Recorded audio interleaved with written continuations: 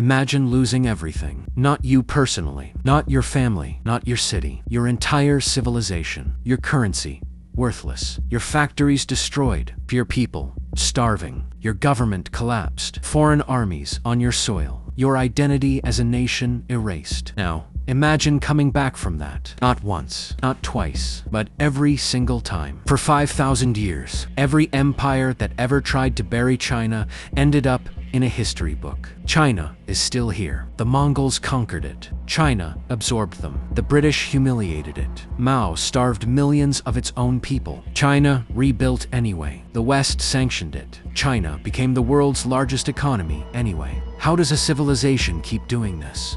What is inside China that refuses to die? Today, we are going to dissect that question completely, and what you are about to hear will change how you see the most powerful country on earth. Before we go deep, you need to understand one thing. China does not just have a history of collapse. It has a cycle. Historians call it the Dynastic Cycle, and it has repeated itself with terrifying precision for over 4,000 years. Here is how it works. Every single time, a new dynasty rises. Strong leadership, economic growth, military power. The people are fed. The empire expands. Then corruption creeps in. The rich get richer. The poor get ignored. Natural disasters hit. The government cannot respond. Peasants revolt. The dynasty weakens. Then it collapses. War, chaos, millions die. And then, from the ashes, a new dynasty rises.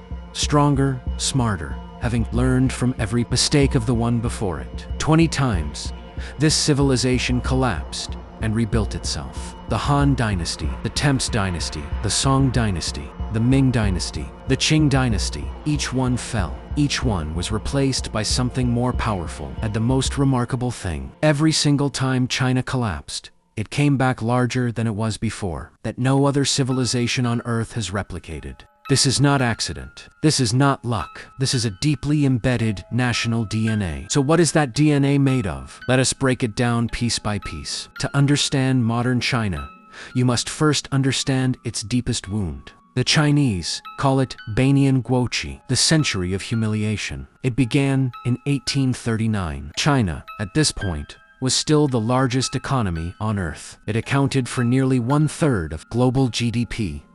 The Qing dynasty had ruled for 2 centuries, and the emperor genuinely believed China was the center of the world. The Middle Kingdom, superior to all others, that belief was about to be destroyed. Britain wanted to sell opium to China. China said no. Britain went to war anyway. The First Opium War lasted 3 years. China lost completely. The result, China was forced to hand over Hong Kong, forced to open 5 port cities to British trade, forced to pay massive financial penalties to a country that had just spent 3 years poisoning its population with drugs. The emperor, who had called himself the Son of Heaven, was forced to sign a document that treated China like a defeated colony. But it did not stop there. France joined in, then Japan, then Russia, then the United States. Each country carved out pieces of China for themselves. Special trade zones, military bases on Chinese soil, legal immunity for foreigners inside China. In 1908, foreign nations sent a combined military force into Beijing itself. They looted the Forbidden City. They burned temples that had stood for 600 years. China's government was helpless. By 1912,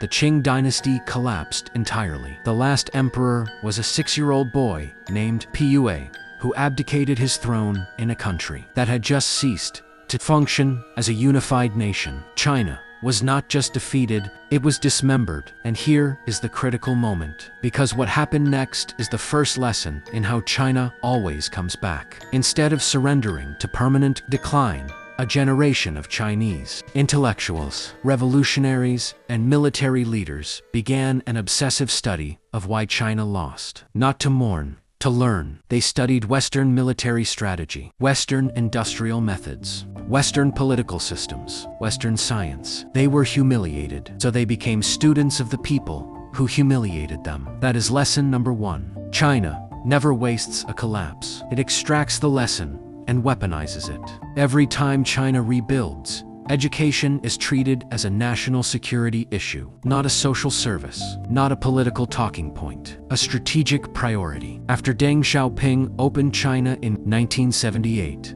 one of his first moves was sending Chinese students to the best universities in the world: MIT, Harvard, Stanford, Oxford. The goal was simple: learn everything, bring it home, build it yourself. Hundreds of thousands of Chinese students flooded Western universities. They studied engineering, computer science, physics, medicine, and finance. Many built successful careers abroad, but a significant number returned home, and they brought with them not just knowledge, but networks, methods, and a deep understanding of how the rest of the world thinks and operates. China then built its own university system with remarkable speed and scale. Today, China graduates 4 times more STEM students annually than the United States. 4 times. In artificial intelligence research, China now publishes more papers than any other country on Earth. In patents filed, China surpassed the United States in 2019 and has not slowed down since. Companies like Huawei,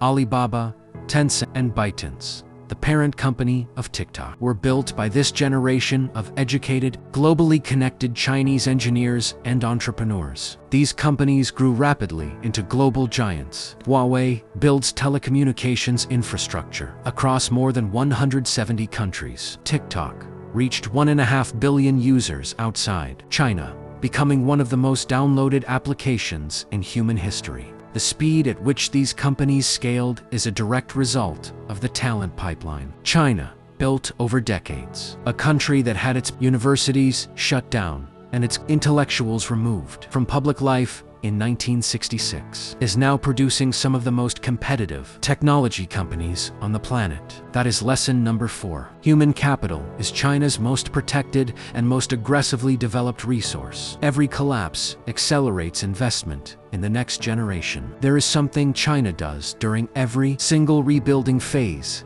that most countries simply do not do. It builds obsessively, relentlessly, at a scale that makes the rest of the world look slow. Consider these numbers. China has built more high-speed rail in the last 20 years than the entire rest of the world combined. Over 40,000 kilometers of high-speed track. The United States has 0 kilometers of true high-speed rail. China builds a new skyscraper every 5 days. Between 2011 and 2013, China used more cement than the United States used in the entire 20th century. Let that sink in. More cement in 2 years than America used in 100 years. Why does China build like this? Because its leaders understand something fundamental. Infrastructure is not spending. Infrastructure is compounding. Every road built connects a factory to a port. Every port connected to a factory multiplies exports. Every export multiplied generates tax revenue. Every tax revenue reinvested builds more infrastructure. It is an economic flywheel, and China spins that flywheel faster than any nation on Earth. The Belt and Road Initiative, launched in 2013, took this logic global. China began funding infrastructure projects across Asia, Africa, the Middle East, and Europe. Roads, railways, ports, power plants in over 140 countries. Critics call it a debt trap. China calls it investment. The reality is more complex than either side admits, but the strategic logic is undeniable. China is building the infrastructure of the next century, then writing itself into the center of every nation that uses it. This is lesson number 3. While other nations debate and delay, China builds, and whoever builds the infrastructure controls the economic relationships that run on top of it. Now, here is where it gets uncomfortable, because China right now is facing its most serious set of challenges since Deng Xiaoping's reforms, and understanding them is critical, because how China responds will determine the next phase of its rebuild. Challenge number 1: the property crisis. Evergrande, the second largest real estate developer in the world, collapsed in 2021 with over $300 billion in debt. It was not alone. Dozens of major Chinese developers followed. Real estate accounts for approximately 30% of China's GDP. When it started collapsing, consumer confidence collapsed with it. Challenge number 2: youth unemployment. In 2023, Youth unemployment in China hit 21%. Officially, the actual number is believed to be significantly higher. An entire generation of highly educated young Chinese cannot find work matching their qualifications. A new phrase emerged on Chinese social media, Tang Ping. It means lying flat. Young Chinese choosing to opt out of the relentless work culture because the rewards no longer seem worth it. This is existential for a government that derives its legitimacy from economic growth. Challenge number 3, demographic collapse. Decades of the one-child policy created a population that is aging faster than it can be replaced. By 2050, China will have more people over 60 than the United States has total population. An aging population means fewer workers, lower consumption, higher pension costs, and slower growth. Challenge number 4, Western decoupling. The United States, European Union, Japan, South Korea, and others are actively working to reduce their economic dependence on China. Semiconductor restrictions, tariffs, manufacturing shifts to Vietnam, India, and Mexico. The supply chain that powered China's rise is being deliberately dismantled by the same countries that built it. So, is this the collapse that China cannot recover from? History says no, and here is why. Every single challenge China faces today, it has faced a version of before. Economic crisis. It rebuilt from near zero in 1978. Youth unrest. It survived Tiananmen Square in 1989. Demographic pressure. It restructured its entire agricultural workforce in a single generation. Foreign hostility. It turned the Century of Humiliation into the fuel for the greatest economic rise in history. Right now, China is investing more in semiconductor self-sufficiency than any country on Earth. It is building domestic consumer markets to replace export dependence. It is aggressively expanding its presence in the global South to replace Western markets. It is once again studying the problem and weaponizing the lesson. Whether you admire China or fear it, whether you see it as a partner or a threat, one thing is impossible to deny. This civilization has a 5,000-year track record of surviving everything the world throws at it and coming back stronger every time. So what is the real secret? Why does China keep rebuilding when every other empire that fell stayed fallen? It comes down to 4 things. 1. Every defeat becomes a curriculum. 2. China abandons ideology when survival demands it. Pragmatism always beats pride. 3. China builds infrastructure obsessively. Whoever builds the roads controls the relationships. 4. China treats human capital as its most strategic weapon. Education is never a luxury. It is a national survival tool. These are not just lessons about China. These are lessons about how any empire, any business, any person can rebuild from total collapse. The question is never whether you will fall. Every empire falls. The question is what you do in the rubble. China's answer for 5,000 years has been the same. Study, build, adapt, rise. If you found this dissection valuable, subscribe to Empire Dissected, because every week we cut open the stories of the world's greatest empires, billionaires, and businesses, and show you exactly what is inside. The next dissection is already coming, and you do not want to miss it.